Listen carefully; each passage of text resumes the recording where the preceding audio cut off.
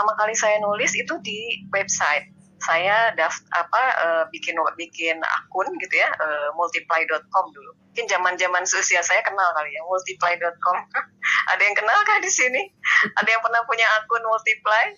Blogspot, WordPress gitu ya. WordPress ya. Saya sendiri sih untuk ide itu ya mengalir dari apa yang saya lihat, apa yang saya baca gitu ya. Kemudian saya menuliskan kembali.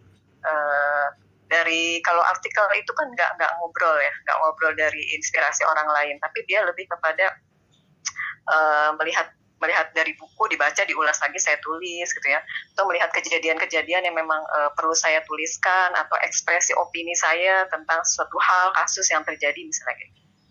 Nah kemudian pas pas mulai setelah kuliah itu baru tuh ya, pas mulai kerja saya mulai mengenal tulisan-tulisan yang bentuknya kayak kisah inspiratif gitu ya. Di situ mulai deh saya mulai merasakan, oh begini ya, harus cari idenya begini gitu ya. Kalau artikel tuh paling kan kita menganalisa mencari. Jadi ide itu ya kalau kayak kisah inspiratif itu memang bisa diperoleh dari diri kita, dari kehidupan kita, dari cerita orang lain yang kita tulis ulang menjadi orang ketiga, atau cerita kita sendiri kita tuliskan, bisa namanya kita sendiri, bisa namanya diubah. Kemarin temanya tentang itu. Nah kemudian kesini-sini, kemarin baru saya ikut tentang fiksi anak itu, saya ambil cerita itu mengalir aja gitu ya. Idenya tuh karena temanya ibu gitu ya, saya cari idenya itu justru tidak menyelami dunia anak, tapi saya mempelajari tulisan-tulisan penulis anak. Nah kebetulan kemarin saya belajarnya sama Kang Ali Muakhir. Nah Mbak Nurul kenal nih sama Kang Ali Muakhir karena FLP ya. Nah saya baca tuh di IG-nya Kang Ali, kayak gini ya, cerita anak tuh, fiksi mininya cerita anak kayak gini. Nah dari situ kemudian saya hubungkan aja sih dengan temanya. Kemudian saya browsing lagi cerita-cerita, ya akhirnya saya ATM gitu ya, amati, tiru, modifikasi dengan ketika saya sudah menemukan ide. Pertama mungkin menemukan ide dulu ya, setelah tema baru ide. Nah idenya apa nih gitu ya, idenya kan temanya ibu, jadi idenya setelah mencari dari mempelajari tulisan-tulisan orang lain, biasanya suka muncul ide sendiri sih.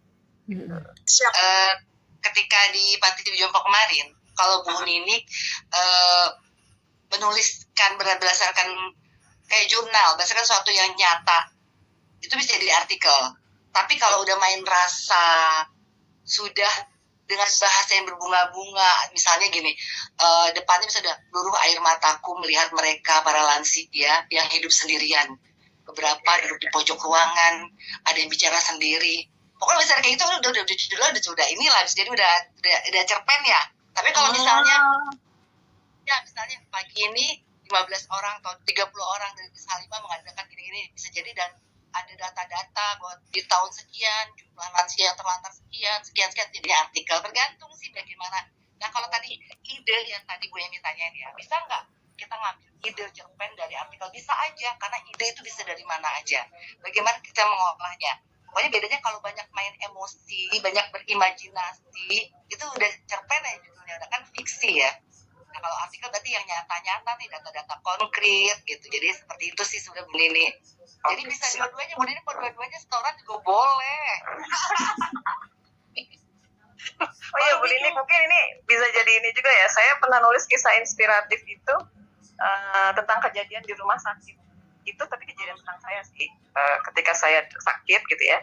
Nah itu akhirnya jadi cerita tentang kisah inspiratif. Nah itu bisa dijadikan kisah Bu Ninik. Jadi ceritanya kisah, jadi bukan kisah nyata, tapi dibuat fiksi gitu. Sehingga orang lain tidak terlalu melihat ini kisahnya Ninik ya misalnya gitu. Jadi orang nggak ngelihat gitu. Walaupun misalnya Ninik dapat cerita di orang lain, nanti di bawah di catatannya tulis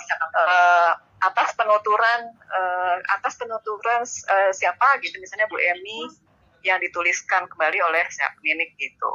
Atau itu ceritanya kisah nyata tapi bentuknya novel, dibilangnya based on true story gitu. Jadi memang berdasarkan, jadi ada novel atau cerpen yang based on true story. Jadi memang itu cerita benar kejadian tapi kita kemas dalam bentuk tata bahasa yang indah. Itu banyak tuh dibuat kajian psikologi sama anak-anak S2 sastra waktu saya bikin ini, banyak dibuat kajian, jadi dibedah lah banyak, karena ya itu based on true story. Jadi bisa kalau mau bikin di Panti Jompo tadi based on true story boleh. Ya, kalau saya sih mikir gini ya, ini tidak ada standar. Setiap penulis punya gayanya masing-masing. Apalagi kalau sudah tahu, kalau yang tahu ilmu Stephen pasti tahu caranya gitu ya. Kalau lagi mandek itu ya kembaliin ke niat awal saya gitu ya, menulis. Kalau niat awal menulis, semua penulis pasti gitu ya, niat awal menulis saya apa sih gitu ya, mau sekedar mengapresiasikan diri dengan menulis ini untuk merilis emosi, untuk menulis jurnal, atau pengen meraih cuan gitu ya, atau misalnya pengen target, misalnya saya mau menghasilkan buku tahun ini misalnya gitu ya. Nah, itu kembali ke niat nulisnya lagi gitu ya. Nah, kalau sudah niat nulisnya sudah disadari gitu ya, nah kemudian ya Allahumma paksakan gitu ya, dipaksain sesuai dengan cara kita nih, kita temukan menulis yang nyaman nih pada saat kapan nih enaknya gitu ya. Kalau saya sendiri biasanya kalau lagi udah mulai mandek, kekurangan diri saya emang kadang-kadang terlalu berpikir gitu. Oh ya udah nanti nih ya, udah selesai, ditumpuk dulu, akhirnya terjeda, lupa kan, walaupun misalnya udah jadi tuh tulisan gitu ya, draft, tapi nggak diterusin, itu kan belum jadi artinya ya kalau nggak diterusin. Kadang-kadang saya mencari ke perpustakaan atau misalnya di waktu-waktu yang memang sudah tidak ada beban pekerjaan yang saya kerjain, jadi saya bisa fokus di situ. Itu biasanya saya seperti itu. Kemudian juga saya kebetulan masuk di komunitas penulisan gitu ya, yang tadi disebutin sama Mbak Nurul, FLP, tapi lebih senior Mbak Nurul kayaknya FLP-nya ya, karena saya masuk FLP ketika sudah ada Helvi-nya udah nggak gabung di FLP dan sudah masuk genre non-fiksi.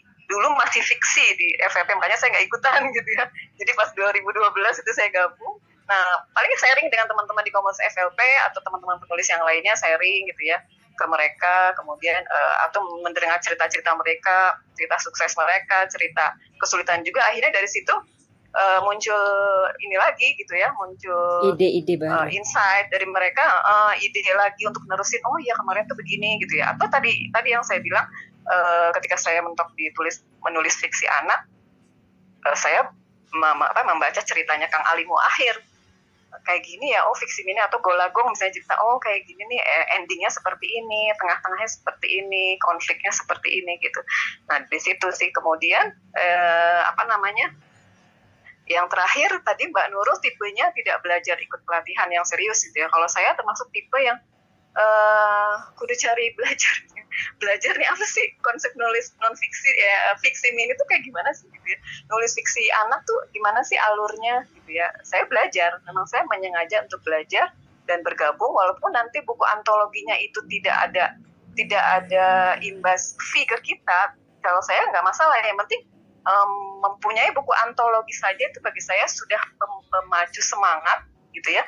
Walaupun misalnya mereka penerbitnya pasti akan menjual, kita beli, justru kan kita beli dengan harga diskon, dan bagi saya itu penyemangat saya. Oh ya, walaupun misalnya antologinya itu misalnya tidak melewati proses kurasi, tidak melalui proses editing, pokoknya jadi langsung terbitin gitu ya. Ada lagi yang memang prosesnya editing kemudian jadi antologi, itu lebih semangat lagi gitu. Nah di situ sih kalau saya ya, cara-cara saya ketika memang mandek gitu ya, jadi ngeblok gitu ya, mau nulis apa lagi nih urutannya gitu, atau dibaca ulang dari atas, kemudian itu tadi mengadaptasi tulisan-tulisan orang lain, diambil idenya, dipindahin ke tulisan saya, selama idenya tuh tidak loncat dari ide awal kita gitu. Sekarang ini sih pilihan, ketika kita mandek atau mengambil inspirasi gitu ya, atau belajar menjadi penulis, biasanya saya menggunakan AI. Baru sekali sih saya menggunakan AI, dan itu juga dapat info dari penulis lain, tetapi dengan etika gitu ya. Dengan etika artinya kita nggak menggampangkan langsung copy paste tulisan itu, kan AI kan pintar banget ya gitu ya. Kita tulis, tolong buatkan ini ide cerita ini misalnya gitu ya, sesuai dengan langkah-langkahnya. Nah itu ada muncul gitu ya, tetapi jangan langsung kemudian kita ambil semua. Karena apa? Karena AI itu kan nggak punya emosi ya. Terus saya baca cerita, udah nggak ada emosinya banget gitu ya, kata-katanya, dialognya gitu. Akhirnya tapi idenya mirip dengan yang punya kita. Nah dari situ kemudian muncul inspirasi itu, saya otak-atik, saya tambahkan dengan ide saya, dengan yang draft itu saya gabung, jadi rewrite, menulis ulang gitu ya. Menulis ulang dalam bentuk fiksi seperti itu. Jadi ceritanya, alurnya kemudian ditata lagi. Yang penting sebelumnya sudah punya alur kan, sudah punya alur cerita, settingnya sudah ada, tokohnya sudah ada, alur ceritanya itu sudah ada. Jangan sampai belum ada udah nanya AI gitu kan. Nah itu lebih nanti lebih boleh aja sih, cuma kayaknya secara etika kalau saya pribadi gitu ya, kurang puas gitu ya, seperti itu gitu ya. Walaupun bisa kita edit lagi, kita rewrite, kita jadi cerita yang baru, itu bisa gitu ya. Nah itu kan cuma hanya perlu headline aja untuk lebih menarik lagi, karena kan gimana caranya bikin paragraf pertama itu dengan 1, 2, sampai 5 detik orang pengen baca buku kita gitu, pengen baca tulisan kita, makanya dibuat yang lebih menarik di atas. Mungkin bisa ada kisah epik di pertengahan atau gimana, ditonjolkan di atasnya gitu. Misalnya saat gimana lah ketemu dengan ayahnya atau gimana, nanti bisa dibahas satu paragraf atau satu kalimat, 2 kalimat, baru bawahnya masuk ceritanya yang benar. Bersama Cahaya Kasih di Senja Hari, Bu Emi juga bagus. Nah, itu tinggal etalasenya aja, jadi headline-nya dibagusin, dibikin kalimat yang menarik, paling 1-2 kalimat, gimana caranya supaya jadi sesuatu yang mengaduk emosi gitu ya, yang seperti yang kita harapkan gitu sih. Aku sih yang lainnya bagus, cuma masih berupa ide cerita sih kayaknya. Jadi kalau memang udah mentok banget ya, kayak saran Mbak Mira, coba dimasukin ke AI, mungkin dapat ide-ide yang lebih segar gitu. Kan udah bagus, mereka udah nulis, tapi masih ada nulis, tapi masih berupa banyak nulisnya, tapi itu semua patah-patah gitu. Kalau kita mau edit itu jadi akhirnya kita yang nulis, bukan melatih teman-teman buat nulis ya, sayang banget gitu, karena patah semua gitu. Jadi kalau yang ketimbang begitu, coba kalau udah buntu banget ya, minta tolong sama Mbak AI lah sedikit gitu, jadi dilihat, tapi nanti dikasih emosi kita lah gitu, jadi biar nggak patah banget. Yang lainnya sih gitu sih. Tapi jadi kalau idenya harus sudah ada dulu, Mbak. Udah ada idenya, mereka udah buat dan udah bagus, udah banyak sebenarnya. Sebenarnya kalau aku lihat beberapa itu bisa jadi ide novel, karena banyak banget itu bisa disederhanakan juga. Jalan ceritanya bagus, cuma paling penokohannya mereka belum ada, itu bisa diarahin lagi. Tapi karena patah-patah, jadi kalau kita mau olah, kita mau edit, itu namanya bongkar naskah. Jadi bener-bener banget kita yang bikin kalau kayak gitu. Jadi kan nggak melatih teman-teman ya gitu. Jadi enaknya ya itu baru berupa ide gitu. Jadi makanya jangan sampai kita yang bongkar naskah, paling nggak memang sentuhan-sentuhan mereka tuh ada gitu teman-teman tuh. Jadi kita hanya ya memperbaiki sedikit-sedikit gitu.